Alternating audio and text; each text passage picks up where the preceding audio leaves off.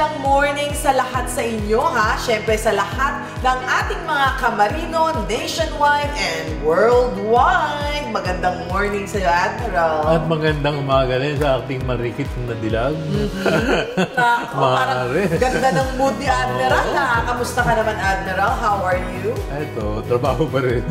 Parang ulit-ulit, no? Trabaho ng trabaho. Pero ang maganda niyan, Admiral, yung kahapon, mas maganda ngayon. Dapat. Ayun! Yun. So pag kinakamusta ko kayo, mas maganda kaysa kahapon. Ayan, ha? Well, nandito naman kami para na naman sa isang masayang kwentuhan na ihahatid namin sa inyo, mga kamarino. Inspirasyon na naman ang makukuha natin ngayong umaga, partner. Inspirasyon ba ka? Siyempre. Talaga naman, inspirasyon dahil meron tayong quote dyan. Siyempre, inspirational quote. Inspirational quote. Ano ang ating inspirational quote, Admiral? Okay, ang inspirational quote natin ngayon ay mula kay Angela Blunt. And I quote, "Sometimes the most scenic roads in life, scenic na maganda, are the detours that we did not mean to take." Ayun, yun yung alam mo na, may lakad, tapos, sarado yung daan. Umikot tayo, may mga bundok-bundok.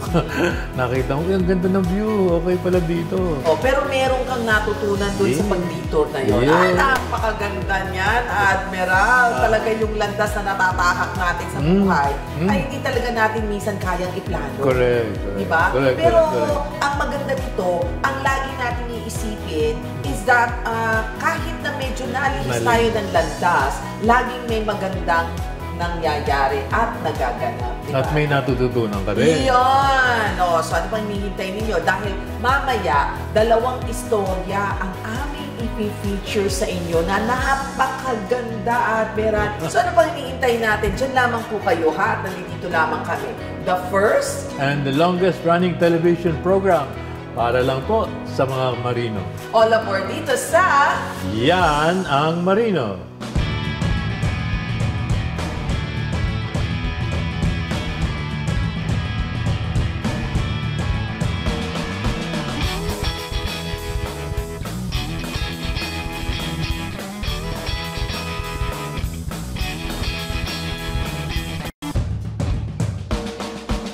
This portion is brought to you by GCash.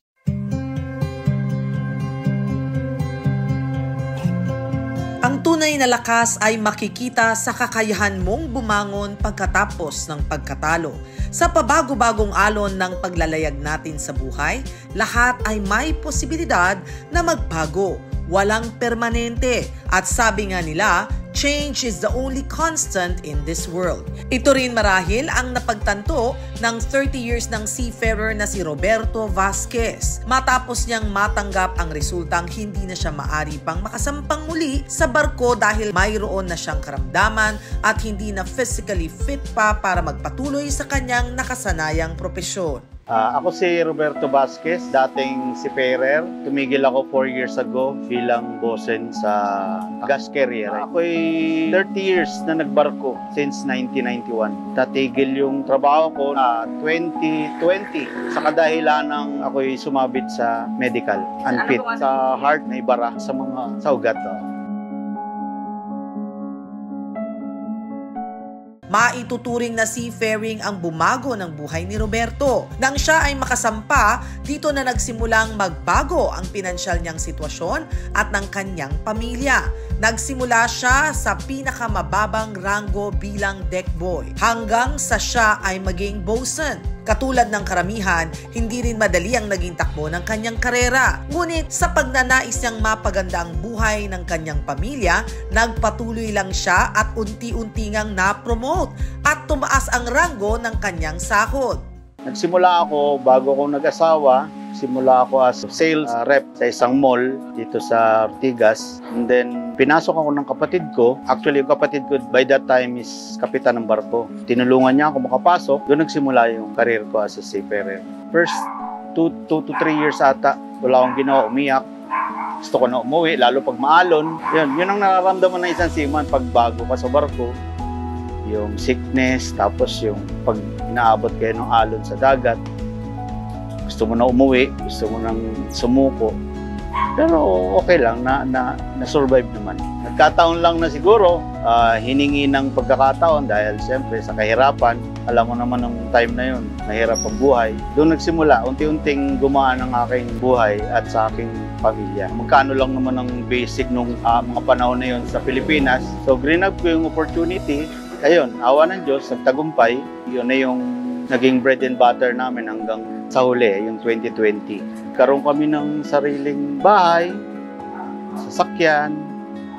Actually, yung negosyo naman na ito, nagsimula lang to nung pandemic. Kasi pandemic ako nung time na yun, tumigil eh. So, instead na wala akong gagawin para may pagkakitaan, pinasok ko yung negosyo nito. Mahirap para kay Roberto na tanggapin ang katotohanang hindi na siya makakabalik pa sa propesyong nakasanayan at nagpabuti ng kanyang kalagayang pinansyal. Hindi siya naging handa sa maagang pagtatapos ng kanyang karera bilang isang marino. Tanging pagtanggap na lamang sa katotohanan at ang hindi matatawarang suporta ng kanyang pamilya ang nagtulak sa kanya para magpatuloy at humanap ng alternatibong pagkakakitaan. Mabigat kasi hindi pa ako handa nung time na yun. Dahil ang plano ko kasi is 55 ako that time eh. At least 60 years old. Tigil na ako. Eh, wala, biglaan eh. Nung pag-uwi ko, nagpaayos pa ako ng bahay eh. Ginagawa ko pa yung bahay. Tapos magugulat ako, bigla na lang hindi na ako pwedeng umalis. So, naroon ng problema sa financial. Pero awa ng Diyos, yun nga, Diyos ang may gawa. Pinagkalooban niyo ako ng kahit papano, maayos na negosyo. Minsan mababa ang kita, minsan okay lang, sapat. At eto, laban lang o tayo lang tayo, basta kapit lang sa Panginoon, ganun lang naman ang ano. Sa tulong ng asawa ko, uusap kami. Binibigyan niya ako ng mga idea na kaya natin ito, laban lang. Dasal lang tayo. Ganun lang naman. Pero naramdaman ko na, sabi ko, bakit ganun? Hindi pa ako ready. Ayoko pang tumigil sana. Kaso nagkataon na hindi na nga kaya sa medical ko, unfit na ako eh. So hindi na ako pumasa sa medical.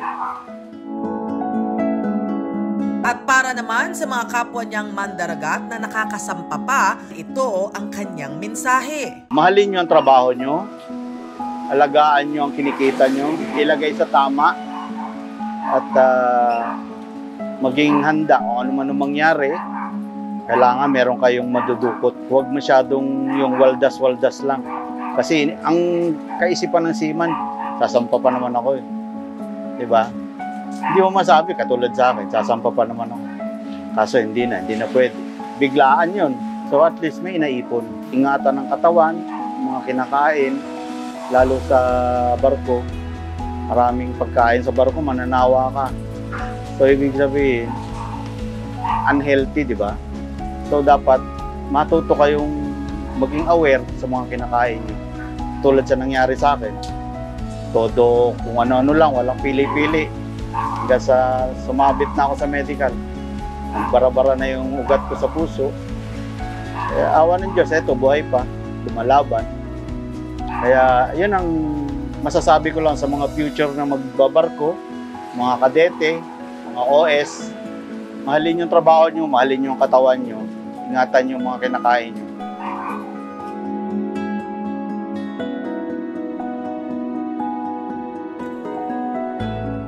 Tunay ngang walang kasiguraduhan ang kinabukasan. Ngunit ang kwento ni Roberto ay mag-iiwan ng mensahe. Ang bawat pagsubok ay may kasamang oportunidad para sa bagong simula at sa bawat pagbagsak ay may aral kang matututunan. Hindi madali ang proseso. Ngunit pinatunayan ni Roberto na hindi mahalaga kung ilang beses kang bumagsak. Ang mahalaga ay ang patuloy mong pagbangon at ang pananatili mong matatag sa bawat hamon ng buhay. This portion was brought to you by GCash.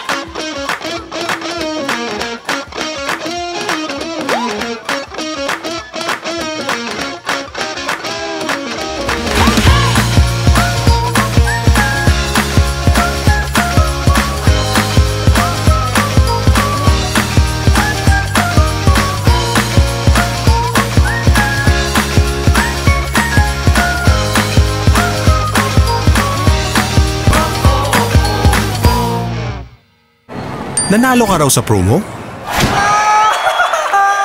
Baka manakaw pera ko pag binigay ko MPIN at OTP ko. Phishing scam yan! Huwag i-share ang GCash, MPIN at OTP mo para G-Safe tayo.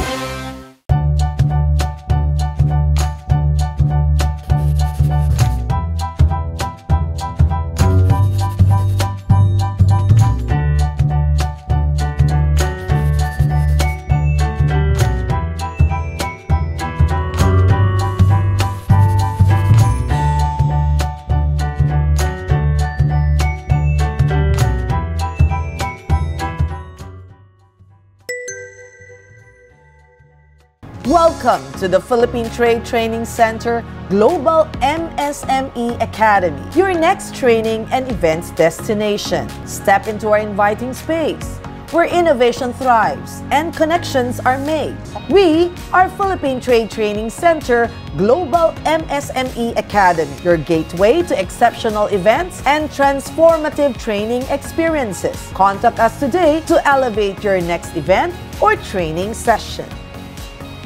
Maritime Academy of Asia and the Pacific continues to sail forward with modern facility, active cadet sponsorships, advanced education and trainings. And as the premier maritime academy in the country, be a future world-class marine officers. Be at MAAP, ensuring excellence at sea at all times.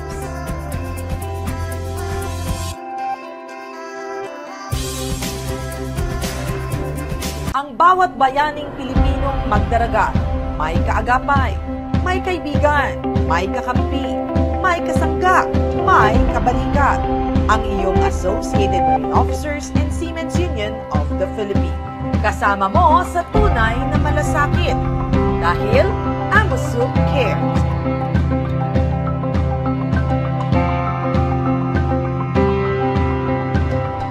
This portion is brought to you by SM Supermalls.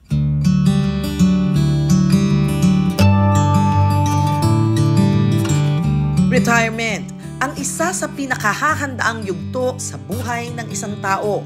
Sa mahabang panahon nating ginugugol ang oras natin sa pagnenegosyo o bilang isang empleyado, sa madalas nating pagiging abala at pagiging malayo sa pamilya, sa panahong dumating ang retirement, malaya na tayo makapagdesisyon sa maaari nating mapagkaabalahan sa buhay nang wala nang sinusunod na oras o routine na tulad ng dati. Para kay Emilio Manggaanan, sa loob ng 20 years niyang pagsiservisyo sa cruise ship bilang isang waiter at wine steward mula 1991 hanggang siya ay magretiro noong taong 2013, malaking adjustment ang phase na ito sa kanyang buhay. Ako po si Emilio Manggaanan, nakatira po dito sa Seaman's Village sa Barangay Pielas, Sampaloc 3, Dasmariñas, Cavite. Ako po ngayon ay retired. Nagserbisyo po ako noong 1991 hanggang 2013. Ang pinag-aabalaan ko ang aking tricycle. Minsan may meron naman mag-rent ang videoke. Tapos yung aking sasakyan ay meron naman nagre-rent car. Ako po ay nag-aaral ng napakalayo. Nag-aaral po ako ng Police Science and Criminology. Nakatapos po ako ng how many units. Bago ako kumuha ng license ko sa Krame as private detective. And then, nag-apply ako sa hotel as a civilian security private detective. Parang internal security po. Pagkatapos yon, naisip-isip ko, wala naman ng asenso, hindi ka makabili ng bahay o ano, pabalik-balik na lang yung pagbayad mo ng kuryente, pagkain, lahat. Nag-iisip ako na nag-training ako sa TESDA. Pagkatapos ko nag-training ng TESDA, nakapasa ako as a waiter, bar waiter, naging bartender ako. So, nag-apply ako sa Barin, sa hotel nung araw. Ang naging trabaho ko po doon ay mag-waiter ako sa araw, magbabar ako sa gabi sa swimming pool. And then pagkatapos yon, kung saan po ako i-assign ng bisor ko, doon ako nag-umpisa na.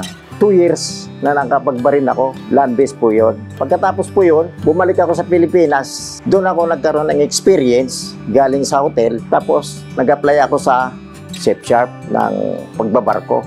So pumasa ako ng bar waiter. Na-assign ako ng passenger cruise ship. Ang first na assignment ko is Miami. Sa ngayon ay pamamasada ng kanyang tricycle, pagpaparenta ng video okay at sasakyan, ang kasalukuyan niyang pinagkakabalahan at pinagkakakitaan. Payapang buhay at mas mahabang oras kasama ang pamilya sa loob ng kanilang tahanan. Para sa kanya ay kontento na siya at masaya sa naging bunga ng mga pinagpaguran niya sa mahabang panahon ng kanyang pagbabarko. Noong naging seafarer ako, ang mga napundar ko ay una, nakabili ako ng lupa ng 150 square meter. Nakabili ako ng bahay, ito 180 square meter. Ganito na po yun, ready for occupancy. Tapos, ang napundar ko, mayroon kaming sariling kotse. Ang unang sasakyan ko po yung FX nung araw. Tapos mayroon akong tricycle na napundar ko na pagkakakitaan habang retired po ako. So, yun na lang pinag-aabalaan ko ng konting income.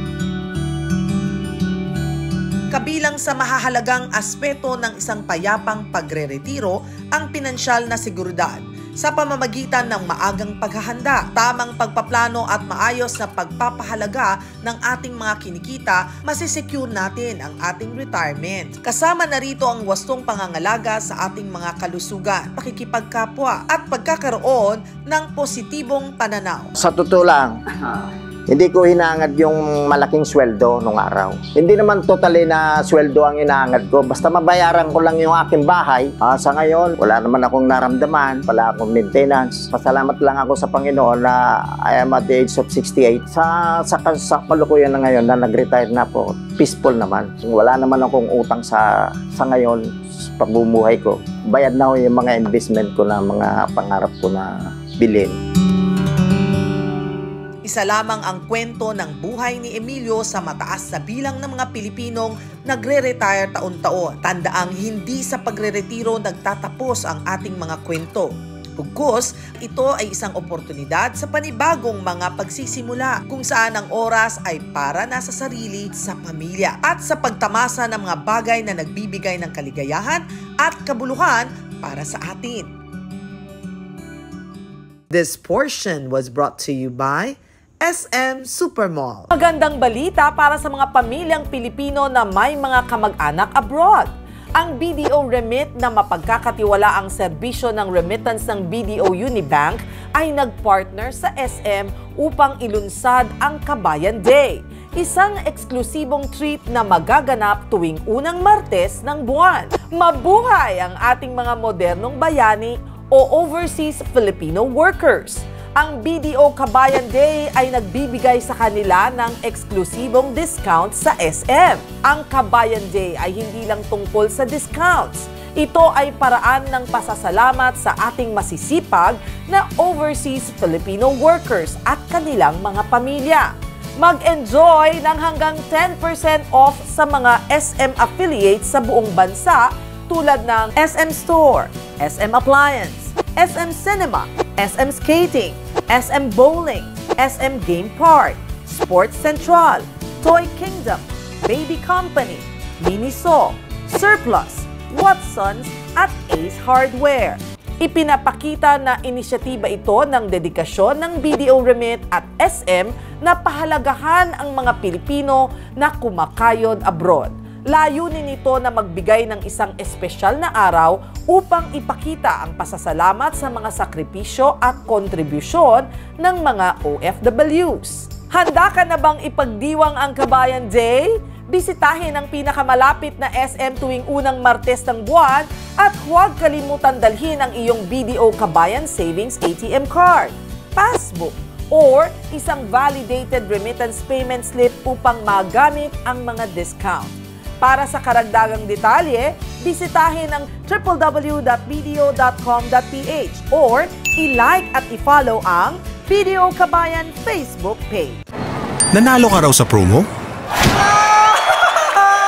Baka manakaw pera ko pag binigay ko MPIN at OTP ko. Phishing scam yan! Huwag i-share ang GCash, MPIN at OTP mo para G-Safe tayo. This portion is brought to you by GCash. Mga OFW, especially yung ating mga seafarers. Kailan lang napag-usapan namin yung mga seafarers na nakikita natin na nandun nakakalat sa TM Calao at yung mga nabibiktima ng mga ambulance chasers. So sinabi namin, kailangan siguro meron silang lugar kung saan pwede silang magtipon-tipon at para naman makakausap ng mga taga-OWA, ng taga-DMW, taga-DFA at ilang pang mga sangay ng ating pamahalaan para sila ay mabigyan ng proteksyon at maalagaan.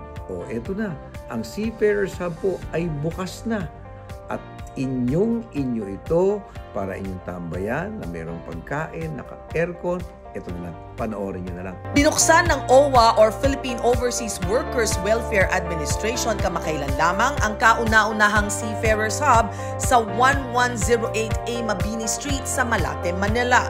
Layunin ng naturang programa na tugunan ang mahahalagang pangangailangan para sa komprehensibong suporta sa kaligtasan at kapakanan ng mga Pilipinong mandaragat. Dito ay maaring magpahinga ang mga kababayan nating marino at hindi na kung saan-saang lugar na namamalagi pa. Mailalayo rin sila sa posibilidad na maging biktima ng mga panloloko tulad ng ambulance chasing.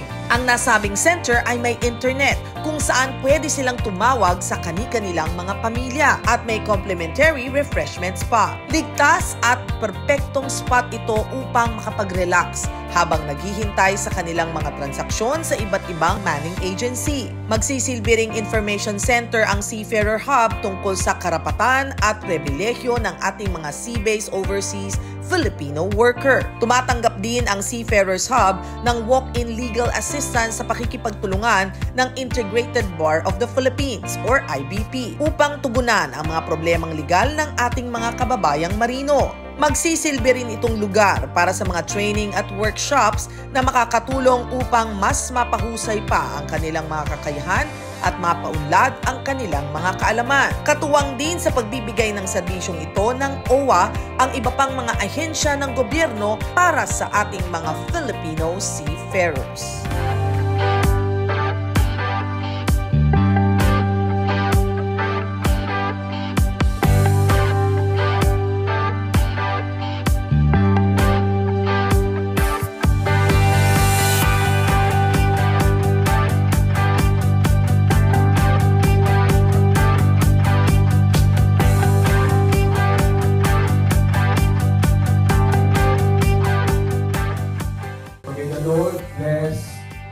Especially those who will manage this case.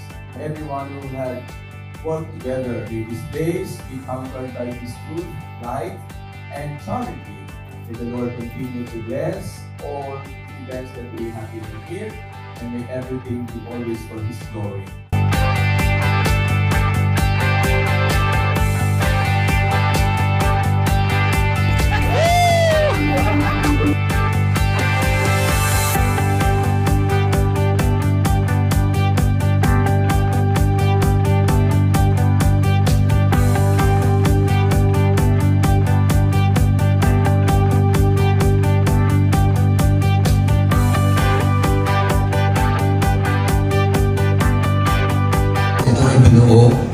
Puso sa puso, kaibigan sa kaibigan. I'm really getting emotional because seeing the faces of our guests over there who are seafarers. Sa lahat, nakatambay po dyan sa TM Calao, nag-aantay at nagtututpik daw sila para lang makapagpanggap na sila ay nakakain na.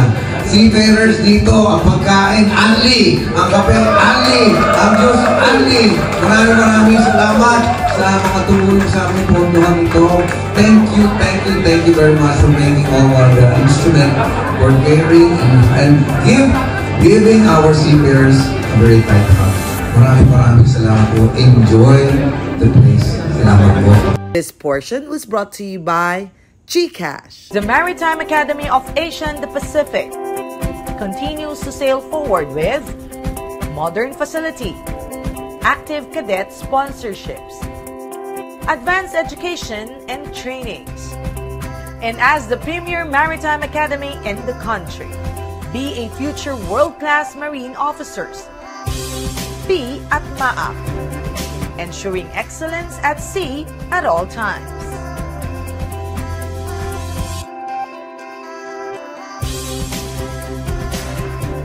Ang bawat bayaning Pilipinong magdaragat may kaagapay, may kaibigan, may kakampi, may kasangga, may kabalikat. Ang iyong Associated Marine Officers and Seamen's Union of the Philippines. Kasama mo sa tunay na malasakit. Dahil AMBUSUP cares.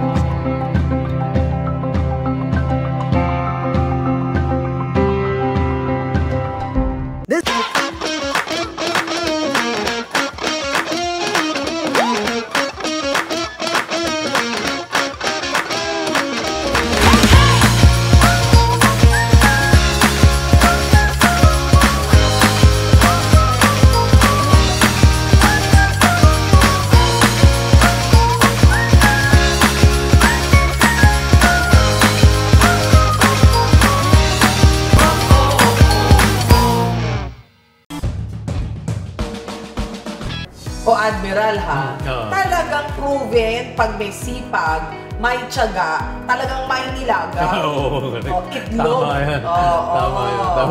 Pero hindi itlog ang kanila, mas marami. Mas marami. Diba? Correct. Yung tiyaga, kailangan lang talaga may focus eh. Kung, alam mo, isa pa rin yun na kung minsan, nagbarko ka, sige, barko ka ng barko, mamaya naisip mo na, parang hindi na ito yung gusto kong mangyari sa buhay ko. So, parang improvement sa sarili.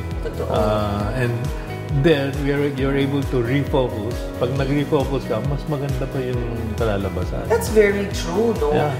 Pero sa akin, dagdagan nyo ng panalig sa Panginoon. Siyempre. Sa lahat mo nga nang gagawin. Sa lahat ng gagawin dapat. Correct. Well, anyhow, tingnan mo nga naman, oras talaga mabilis.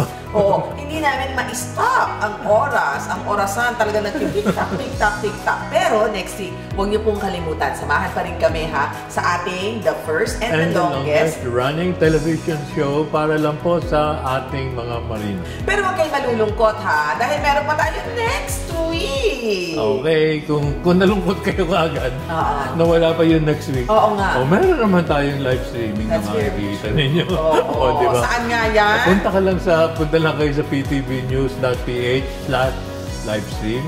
Tapos, doon din po huwag niyong kakalimutan. Yes! Kung sino may-ari nung... Sino nga ba? Kung sino yung may-ari nung... My channel! That's mine! Mariel Channel! Ayan, mapapanood niyo yan. Wala kayong choice kasi my channel. May sariling channel. At syempre, sa ating Facebook account, yan ang Marino. Diba? Don't forget to like and subscribe. At kung may mga topic kayong gusto, pwede kayong mag-leave ng message sa ating Facebook account. Diba? So, paano na yan? Next week na. Next week. So magre-relax na kami dito, ha? Next week na po tayo muli. But for now, anchors away. Bye everyone! Bye-bye!